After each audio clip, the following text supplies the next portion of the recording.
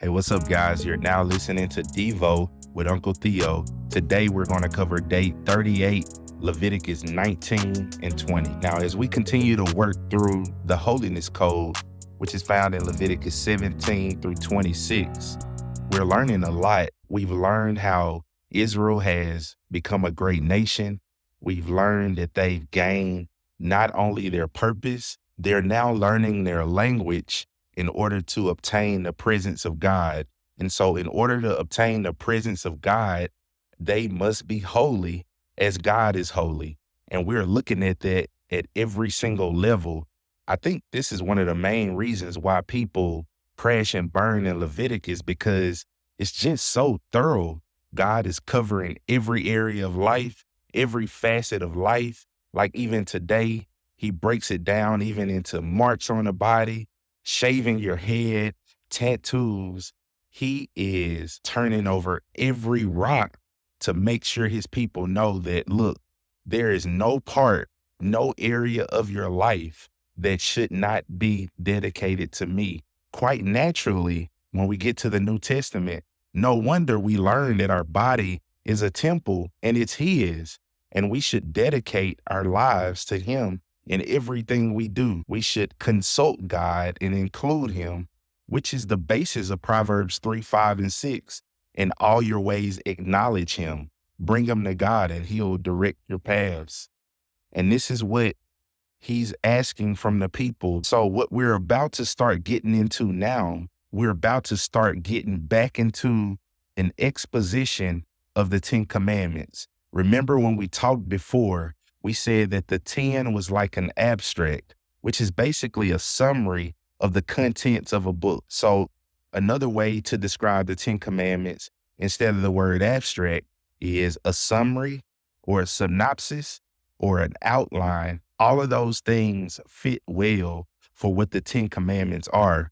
And if we learn that concept up front, we know that when we hear the other 603 commands, there's 613 in total, 248 positive and 365 negative. So when we start to tease these out, we know that all these point back to the abstract, to the summary, or to an outline. And the whole purpose of this goes back to verse 1 in chapter 19. Then the Lord spoke to Moses, saying, "Speak to all the congregation of the sons of Israel and say to them, you shall be holy, for I, the Lord your God, am holy." And look at what we go into. Immediately we go into the 10. Every one of you shall reverence his mother and father and shall keep my Sabbaths. That's 5 and 4 right there in that verse. I am the Lord your God. Do not turn to idols or make for yourselves molten gods. I am the Lord your God. That's 1 and 2. And now we get some detail about the peace offering. And I hope this is helpful, because you should be able to move better in Leviticus when they're moving from explaining the summary of the 10 to explaining the sacrifice. Like immediately in verse 5, it switches from explaining the 10 to explaining the sacrifice, which it says in verse 5, now when you offer a sacrifice of a peace offering to the Lord, you shall offer it so that you may be accepted. It shall be eaten the same day you offer it, and the next day, but whatever remains until the third day, it shall be burned with fire. So if it is eaten at all on the third day, it is an offense, and it will not be accepted. Everyone who eats it will bear his iniquity, for he has profaned the holy thing of the Lord, and that person shall be cut off from his people. And so now you get some more information around the peace offering.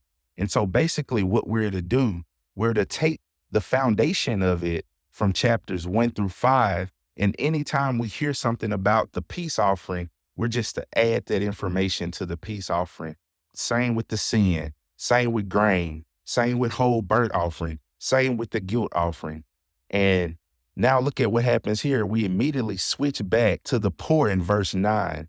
Now, when you reap the harvest of your land, you shall not reap the very corners of your field, nor shall you gather the gleanings of your harvest, nor shall you glean your vineyard, nor shall you gather the fallen fruit of your vineyard. You shall leave them for the needy and for the stranger. I am the Lord your God.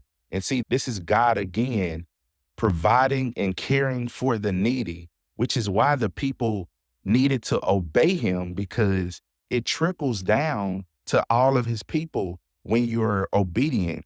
In fact, if this hadn't come up in your memory yet, you see this in Ruth chapter 2 with Boaz, where he fulfills and obeys this command so that the poor are able to glean. That's what Ruth is doing when he notices her. And so think about that. I think this will help you. Think about obeying the tediousness and the intricacies of Leviticus. Not only found a man a wife, it found a man a wife whom David came through as their great grandchild. And we want to pick this up in verse 17. It says, "You shall not hate your fellow countryman in your heart. You shall surely reprove your neighbor, but you shall not incur sin because of him. You shall not take vengeance, nor bear any grudge against the sons of your people, but you shall love your neighbor as yourself.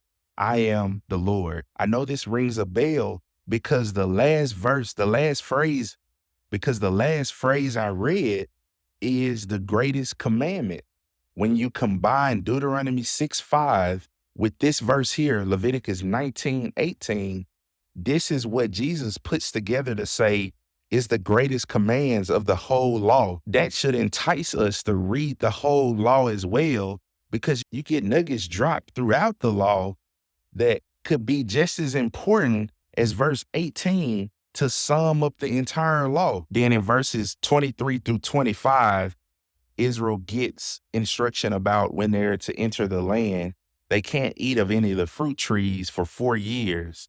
The first 3 years, the trees are unclean. The 4th year, they belong to the Lord. So you get instruction. Then we shift to another command of pointing back to the abstract here. In verse 26, it says, "You shall not eat anything with the blood, nor sacrifice divination or soothsaying." And so we're going to pick that theme up a lot here. God is about to rebuke the use of mediums, spiritists, and soothsaying.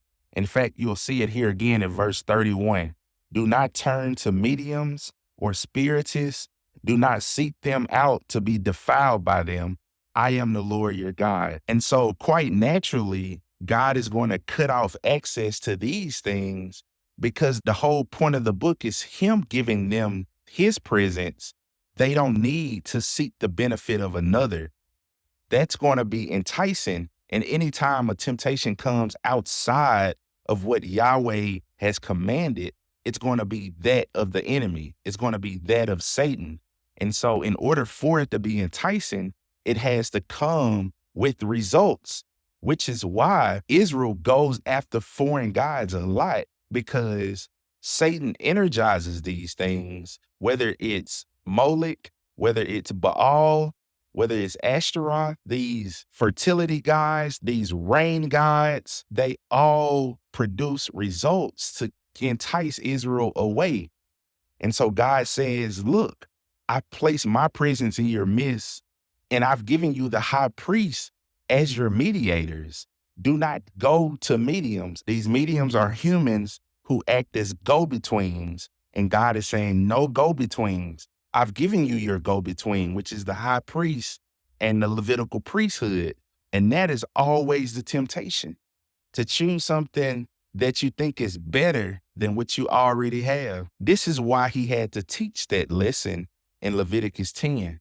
You see that pronounced even more as we walk into chapter 20. "And the Lord spoke to Moses, saying, You shall also say to the sons of Israel, any man from the sons of Israel or from the aliens sojourning in Israel who gives of his offspring to Molech shall surely be put to death. The people of the land shall stone him with stones, and I will set my face against that man, and I will cut him off from among his people, because he has given some of his offspring to Molech as to defile my sanctuary and to profane my holy name. If the people of the land, however, should ever disregard that man when he gives any of his offspring to Molech, and shall not put him to death, then I will set my face against that man and against his family, and I will cut off from among their people both him and all those who play the harlot after Molech. And we see the tremendous value and blessing that God places on children, which is why we're going to see in Deuteronomy 6, God teaching Israel how to train the next generation. You're to train the next generation how to serve me, not kill the next generation off or sacrifice them to idols. And so the rest of chapter 20 is basically a summary of what we talked about yesterday in chapter 18 with all of the sexual impurity. So it goes into depth again. Which one is this given a summary of? Do not commit adultery. So that's the heading, and it teases that out. Incest falls under that. Homosexuality falls under that. Bestiality falls under that. And all of those commands will flow from that summary. And I don't know if I've ever mentioned this, which summary would the sacrificial system fall under, and the festival and the food laws? That would fall under the festival principle, the festival summary, which is keep the Sabbath. So now you get a festival clause in the summary, and all of your ceremonial and festival laws would fall under that one. I needed to say that because I would have struggled with, hey, which one of the 10 does this go under? And that would be the appropriate one to put it under. And a lot of times, some of these get a little cloudy. They could go under multiple ones. And that's true as well. And so we wrap up this chapter showing all of the consequences of deviating from God's design. So it's simple. If you deviate from God's design, you die. I can't put it any clearer than that. This is how seriously God takes holiness. He demands holiness on every single level.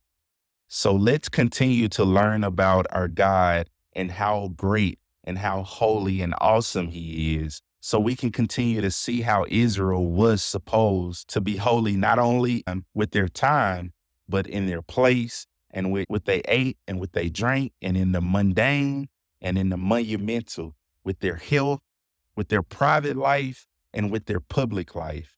And remember, these hard truths forces us to have a good Christology, because if it wasn't difficult, there wouldn't be a need for a perfect Savior if we could accomplish this. And so thank God for Jesus Christ, who fulfills all of these commands of Leviticus, because if we had to fulfill the 613, we would fail. In fact, a lot of us don't even have the 613 memorized like a Jew would. And some of us don't even know that there is 613 laws, but that's okay. Christ has paid for it all. And now we can read Leviticus in retrospect and learn to see our Savior is more precious. Let's continue to work through this text a few more days, and then we will have wrapped up our third book. You guys take care and see you tomorrow.